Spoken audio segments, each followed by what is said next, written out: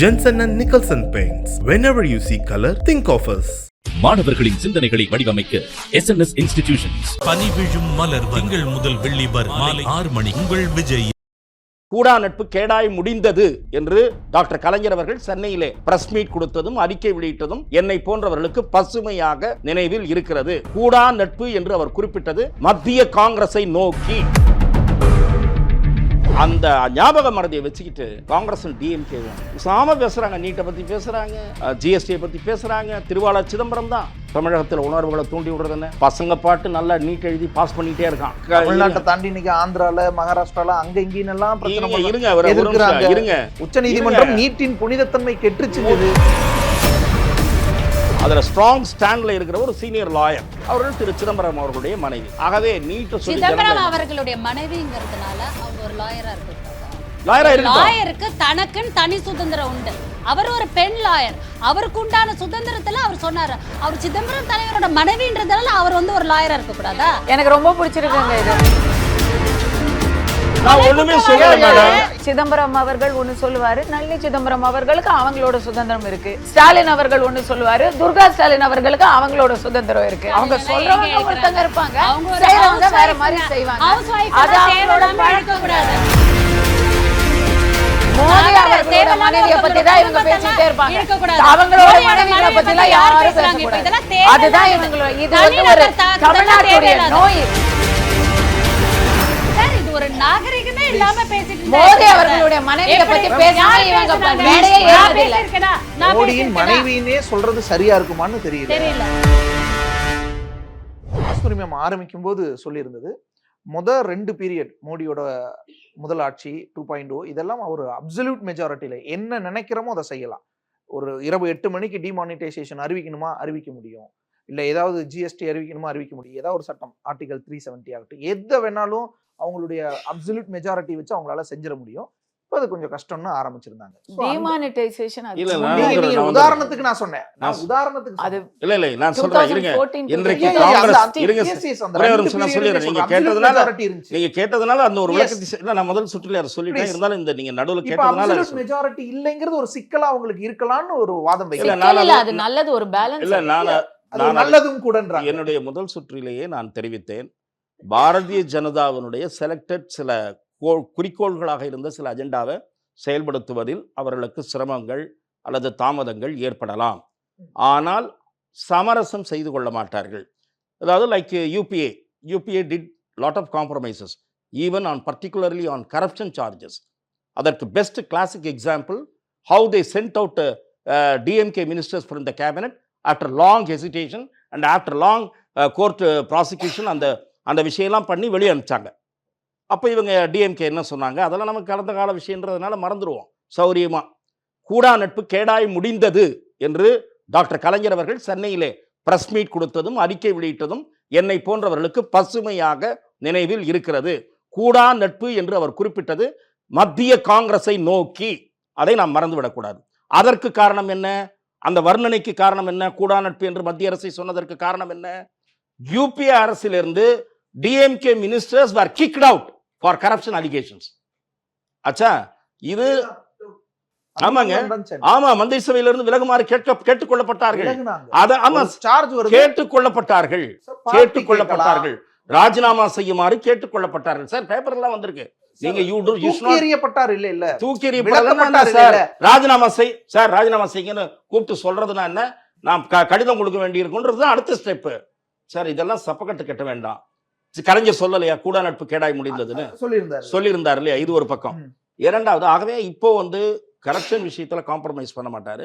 ஆனா யூசிசி இல்ல, யூபிஏ மாதிரி இல்ல, யூபிஏ மாதிரி முடியாதுன்ற நானு.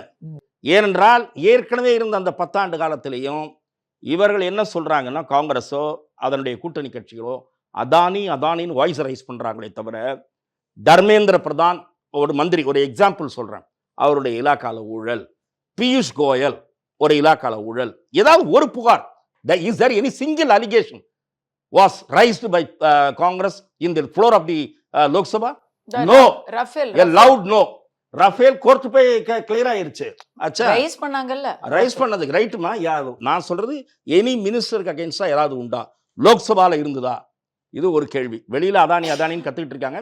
காங்கிரஸ் ஆட்சியில் அதானி கொடுத்து கான்ட்ராக்ட் எல்லாம் கொடுத்தாங்க. பிரச்சாரத்துல அதானி யூஸ் பண்ணாரு. இருங்க, காங்கிரஸ் ஆட்சியில் அதானி வர ரோப்பு கம்பளம் கொடுத்துருக்காங்க. எந்தெந்த மாநிலத்திலிருந்து பாஜக பட்டியல் வெளியிட்டது. இப்போ முதலமைச்சர் திரு மு க ஸ்டாலின் அவர்கள் அதானியை வரவேற்கிறார். ஆகவே இதெல்லாம் தொழில் அதிபர்கள்லாம் எந்த காலத்தில் இவங்க காங்கிரஸ் காலத்தில் அம்பானி தான் குற்றச்சாட்டையும் அதே மாதிரி அரசியல்வாதிகள் முதலாளிகள் மேல இருங்க. இப்போது பாத்தீங்கன்னா மக்களுக்கு ஞாபக மறதி தான் இவர்களுடைய அரசியல்வாதிகளுடைய அடிப்படை பலம். For that matter any party. அந்த ஞாபக மறதியை வச்சுக்கிட்டு காங்கிரஸும் டிஎம்கேவும் குசாம பேசுறாங்க. நீட்டை பத்தி பேசுறாங்க, ஜிஎஸ்டியை பத்தி பேசுறாங்க. திருவாளர் சிதம்பரம் தான். நீட் யாரு எந்த கேபினெட்? யூபிஏ தான். இப்படி எதை எடுத்துக்கிட்டாலும் the decision was originally taken in the UPA cabinet and it was later executed by this government. இதான் சார், இதான் நடந்துட்டு இருக்கு. ஆனால் இப்போ தமிழகத்தில் உணர்வுகளை தூண்டி விடுறது என்ன? பசங்க பாட்டு நல்லா நீட் எழுதி பாஸ் பண்ணிகிட்டே இருக்கான். இது என்னதான் இவங்க தாண்டி இன்னைக்கு ஆந்திரால மகாராஷ்டிரால அங்க இங்கெல்லாம் இருங்க ஒரு நிமிஷம் இருங்க. இட் வாஸ் உச்சநீதிமன்றம் நீட்டின் புனிதத்தன்மை கெட்டுச்சு. உச்சநீதிமன்றம் இப்போ ஒரு வழக்கு போயிருக்கு சார். இந்த வருடம் ஏதோ தவறான சில விஷயங்கள்னு சொல்லி போயிருக்கு. நான் கேட்கறது அந்த வழக்கினுடைய முடிவை பார்க்கணும். ஆனால் ஒரிஜினலி நீட் எப்படி இன்ட்ரடியூஸ் ஆச்சு நீங்க சொல்லுங்க. இவங்க கோர்ட்டுக்கு போனாங்க சார். சுப்ரீம் கோர்ட் இது போனோன்ட்டாங்க.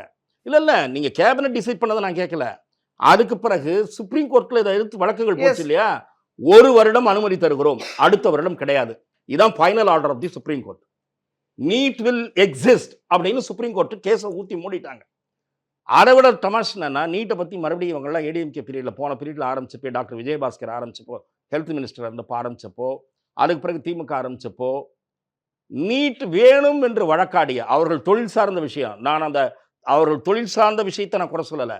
நீட் வேண்டும் என்று வாதாடிய மூத்த வழக்கறிஞர் நளினி சிதம்பரம் அவர்கள், வித் டியூ ரெஸ்பெக்ட் நான் சொல்கிறேன், அவங்க என்ன சொன்னாங்கன்னா, நீட்டுன்னு பேச்சு எடுத்துட்டு யாராவது சின்ன எஃபர்ட் போட்டாலும் I will file a caveat petition.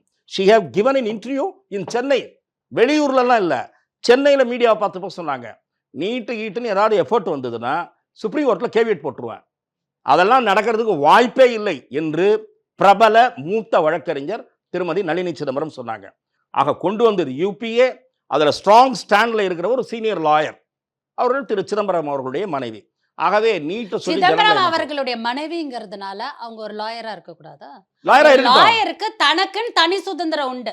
அவர் ஒரு பெண் லாயர். அவருக்கு உண்டான சுதந்திரத்துல அவர் சொன்னாரு. அவர் சிதம்பரம் தலைவரோட மனைவின்றதால அவர் ஒரு லாயரா இருக்க கூடாது. எனக்கு ரொம்ப பிடிச்ச லாவோட விஷயம் என்னவோ அவர்கள் அதை பண்றாங்க. அவங்களுக்கு ப்ரொஃபஷன், அவங்களோட ப்ரொஃபஷனல் ஒர்க் அவங்க பண்றாங்க. அப்படின் போது ஒரு ப்ரொஃபஷனல் போய் நீ இத பண்ணாத, நீ அத பண்ணாதல சொல்ல முடியுமா? ஒரு வீட்ல ஒரு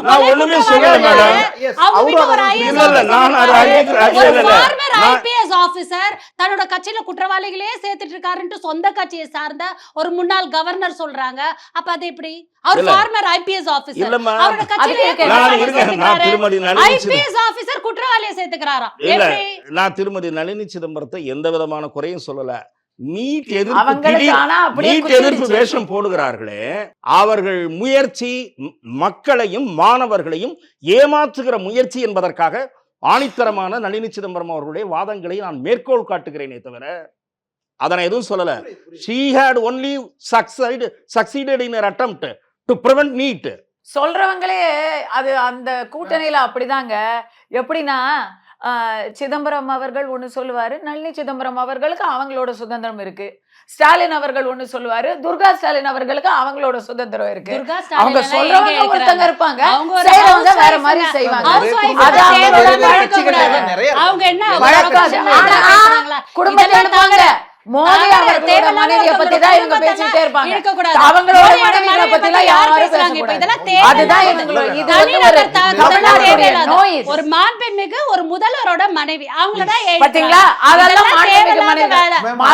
அவங்க எல்லாம் பேசக்கூடாது, இவங்க பேசுவாங்க. நாங்க யார பத்தி பேசணும்? நாங்க யார பத்தி? சார் இது ஒரு நாகரிகமே இல்லாம பேசிட்டு இருந்தா மோடி அவர்களுடைய மனைவியை பத்தி பேசினா இவங்க மேடையே ஏறதில்ல. நான் பேசிருக்கேனா? மனைவினே சொல்றது சரியா இருக்குமான்னு தெரியல. அவரே அதை ஏத்துக்கலைங்க போது அவரே அதை மென்ஷன் பண்ணலீங்க. ஆனா அத வந்து நாம அப்படி சொல்றது சரியா இருக்குமான்னு எனக்கு தெரியல. ஒருவேளை மேபி நீங்க சட்டம் படிச்சவங்க எல்லாரும் தான் நானும் சொல்றேன், சரியே இல்ல. ஆனா அத செய்றாங்க அப்படிங்கிறது தான் நிதர்சனம். எங்கேயாவது யாராவது இதுலயாவது சோசியல் மீடியால எழுதுறதெல்லாம் வச்சு நம்ம இல்லை அரசியல் மேடைகளில் பேசப்பட்டது. இன்னொரு விஷயம் குறிப்பிட்டிருந்தாங்க, ஆந்திர முதல்வர் அந்த 4% இஸ்லாமியர்களுக்கு கண்டிப்பா கொடுப்போம்னு பிரச்சாரத்துல சொல்றாரு. அதெல்லாம் கூட பிரதமர் மோடி செய்வார். அவங்களுடைய அந்த பாலிசி படி இதெல்லாம் கூட தடுப்பார். இல்ல, அது ஆந்திராவில் ஸ்டேட் கவர்மெண்ட் எடுக்கக்கூடிய முடிவு. அதை நாம் பொறுத்திருந்து பார்க்க வேண்டும். அப்போது அங்கே பாரதிய ஜனதா என்ன நிலை எடுக்கிறது காம்ப்ரமைஸ் என்பதை யார் பண்ணிப்பா? சந்திரபாபு நாயுடுவா இல்ல அப்போது பாஜகவா? இருங்க, நான் we have to wait and see. அப்போது பாரதிய ஜனதா கட்சி அங்க காம்ப்ரமைஸா ஏதாவது ஸ்டாண்ட் எடுத்தாங்கன்னா அந்த பில் அவர்கள் எதிர்க்கிறார்களா ஆதரிக்கிறார்களா என்பதை பார்த்து விட்டு தான் நம்ம விமர்சனம் செய்ய முடியும். Whether they are going to support the bill, அது ஒருவேளை தாக்கலானால் ஹவுஸில் டிபேட் வச்சு தான் தாக்கல் நிறைவேற்ற முடியும். அங்கே 2 அவைகள் இருக்கின்றன என்று நினைவு சரியாக இருந்தால் ஒன்றுபட்ட இதில் இருந்தது. 2 அவைகளையும் பாஸ் ஆகணும். ஆகவே அப்போது பாரதிய ஜனதா கட்சி அந்த மாநிலத்தில் இருக்கக்கூடிய உறுப்பினர்கள் என்ன நிலை எடுக்கிறார்கள் என்பதை பார்த்து விட்டு தான் நம்ம பாஜகவை விமர்சிக்க முடியுமே தவிர, இப்போதே முன்கூட்டியே ஈகித்து நாயுடு 4% கொண்டு வந்தா பிஜேபி என்ன பண்ணும் பேசுவது தடுத்துவாங்க, கொண்டு வர விட மாட்டாங்கன்னு சொல்லியிருந்தாங்க. அதுக்கு இல்ல, நான் அது நம்பாறு பார்க்கவில்லை. அது என்ன சொல்றது, when we will cross the bridge when it comes, அப்படிதான் அதை பார்க்க முடியும். கஸ்தூரி மேம், 1 வருஷத்துல மீண்டும் கூட தேர்தல் வரலாம் அப்படின்னு சுப்பிரமணிய சுவாமி ஒரு ஆர்வம் சொல்றாரு. இந்த ஆட்சி நீடிக்காதுன்னு சொல்றாரு. அப்போ மோடி 3.0ங்கிறது ஒரு ஊசலாட்டத்திலே இருக்கும் அப்படின்ற ஒரு பார்வை வருது. எனக்கு சுப்பிரமணியம் சுவாமி அவர்கள் வந்து ஒரு புரியாத புதிராக இருக்காரு. Jensen and Nicholson Paints. Whenever you see color, think of us. மாணவர்களின் தனித்திறமைகளை மேம்படுத்த SNS Institutions. பனி விழும் மலர் திங்கள் முதல் வெள்ளி வரை மாலை 6 மணி. உங்கள் விஜய்.